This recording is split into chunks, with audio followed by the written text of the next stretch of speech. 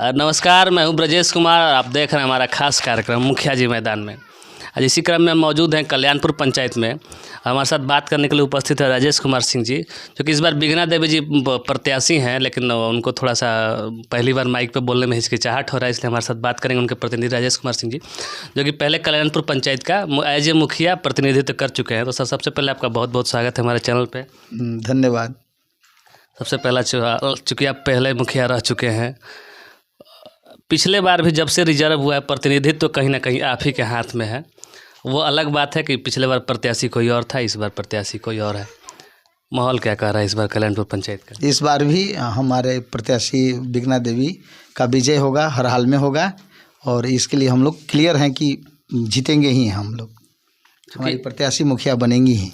इस चूँकि 9 प्रत्याशी हैं इस बार, टक्कर कौन दे रहा है आपको कल्याणपुर पंचायत में? टक्कर लगभग त्रिकोणीय चुनाव है, तो इसलिए सीधी चुनाव नहीं है कि कुछ कहा जा सकता है।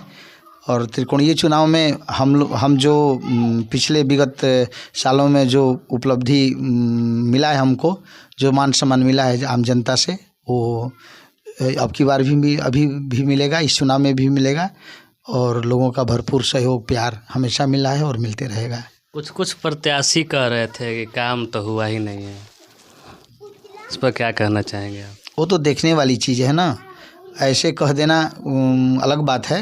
वो तो देखने वाली चीज़ है कि क्या नहीं हुआ है। किसी भी क्षेत्र में विकास हुआ है, चाहे जो क्षेत्र हो, आप घूमकर देख, आप रिपोर्टर हैं, आप घूमकर देख लीजिए, कोई ऐसा क्षेत्र नहीं है जिसमें विकास नहीं हुआ है।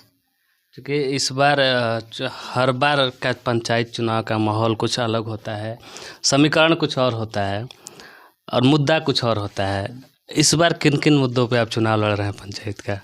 हम हमेशा विकास के मुद्दों पर रहते हैं, जो हम किए हैं उसी के आधार पर लोगों का प्यार सम्मान हमें मिलता है, और उसी आधार पर हम चुनाव भी लड़ते हैं। ना हमें किसी से शिकायत रहता है, न किसी के बारे में गलत बात करते हैं। हम अपनी वोट हाथ जोड़कर आम जनता से मांगते हैं। थोड़ा सा मुद्दा पे भी जाना चाहेंगे मुखिया जी, क्योंकि पंचायत में 2-3 मुद्दा ऐसा है जो उसी पे पंचायत का पूरा चुनाव सरगर्मी से एकदम पूरा गर्म है। सबसे पहला मुद्दा है नल जल। इसमें राजेश सिंह कितना काम करवा पाए हैं? नल जल में जहाँ तक बात है तो पंचायत के माध्यम से जो भी है, आज भी वो नल जल चालू है, वहाँ के लोगों को पानी मिल रहा है। लेकिन जो पीएचईडी विभाग से हुआ है उसमें आज तक भी माने एक दिन भी पानी नहीं चला है। और पंचायत के माध्यम से, वार्ड के माध्यम से, जो क्रियान्वयन समिति के माध्यम से जो किया गया है वर्क, वो उसमें आज भी पानी मिल रहा है। क्योंकि कहीं कहीं मैटर आ रहा था कि वार्ड लोग से पेच फंस रहा था, उसमें काम हो गया है क्या? उसमें कहीं कहीं भाउचर वगैरह में परेशानी था, तो सब लोग सलट लिए हैं अपना, सब भाउचर उपलब्ध है। चूँकि वर्क हुआ है तो भाउचर मिलेगा ही जहाँ से सामान खरीदा है लोग, तो उसमें वो सारे लोगों का ऑडिट हो चुका है, उसमें कहीं भी कोई गलत बात नहीं है। क्योंकि अनुभवी आदमी है आप मुखिया जी, कई बार खुद प्रतिनिधित्व किए हैं, पूरा घर प्रतिनिधित्व किया है। योजना से हटकर कुछ नया चीज़ इस पंचायत के लिए इस बार लेके आए हैं क्या आप? योजना से हटकर हमेशा किसी मद का हो, चाहे सांसद हों, एमएलसी हों, विधायक जी हों, तो उन लोगों का भी योजना हम लोग अलग से लेकर आते हैं। चाहे अपने से काम नहीं चला तो वहाँ से भी निकलवा के फंड ले, हमेशा कहीं न कहीं जी हर एक किसी तरह से पंचायत का विकास होना चाहिए, चाहे जिस मद से हो। तो ये हमेशा प्रयास रहता है हम लोगों को कि कहीं से न कहीं से फंड आए और विकास का कार्य हो। ऐसा कुछ काम रह गया है क्या कि लगता था कि इस बार करवा देंगे लेकिन छूट गया है, जो इस बार आप करना चाहेंगे? आवश्यकता अनंत होती हैं, और जो राशि सरकार से उपलब्ध होता है वो सीमित होता है, तो आवश्यकताएं कभी ख़त्म नहीं होने वाली है।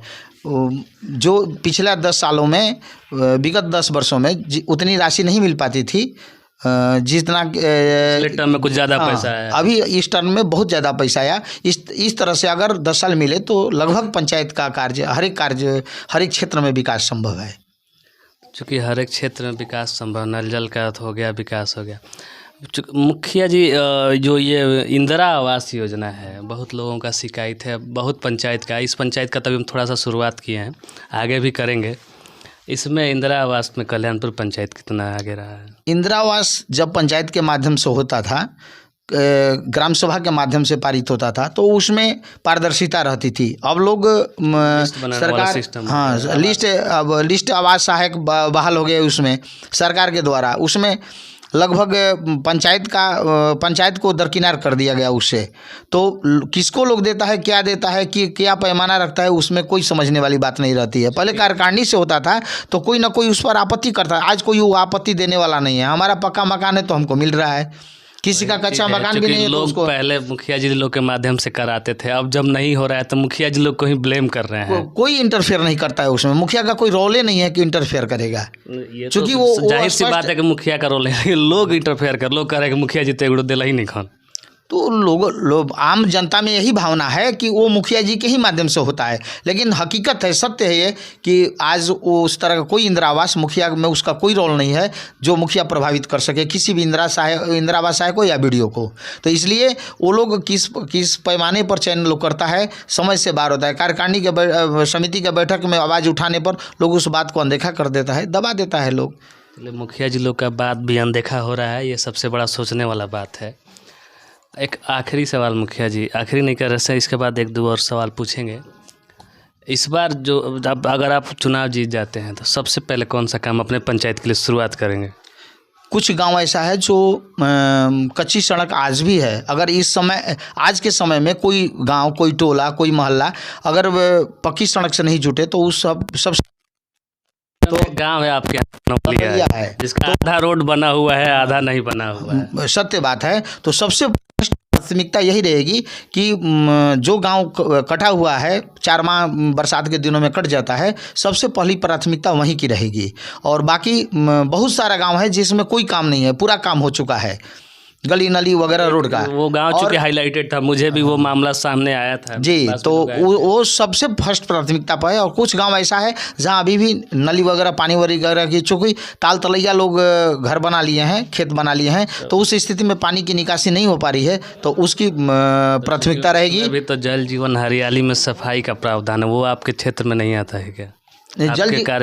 जल जीवन हरियाली कुछ ही पंचायतों में चलता है, सारे ब्लॉक के पंचायतों में नहीं चलता है। नहीं, तो कुछ कोई 5-6 पंचायत में केवल चलता है, सारे पंचायतों में लागू नहीं है। मतलब धीरे धीरे लागू होगा। अभी तक तो 15 साल से चल रहा है, लेकिन कोई लागू नहीं हुआ। अभी कल्याणपुर में लागू नहीं हुआ है। आखिरी सवाल मुखिया जी, आने वाले पंचायत के लिए, अपने पंचायत की जनता के लिए क्या संदेश देना चाहेंगे? आप एक अच्छे उम्मीदवार को चयन करें, बिगना देवी को वोट दें और अपना जो सम्मान है वो बचाएं, और उसके लिए वो हमेशा तत्पर रहेंगी, आपके लिए हमेशा खड़ा रहेंगी, आपके विकास के बारे में सोचेंगी, गरीब गुरबा को जो लाभ मिलना चाहिए उसके हक की लड़ाई लड़ेंगी, और सभी लोग उनका सहयोग करेंगे किसी भी दबाव में न आते हुए।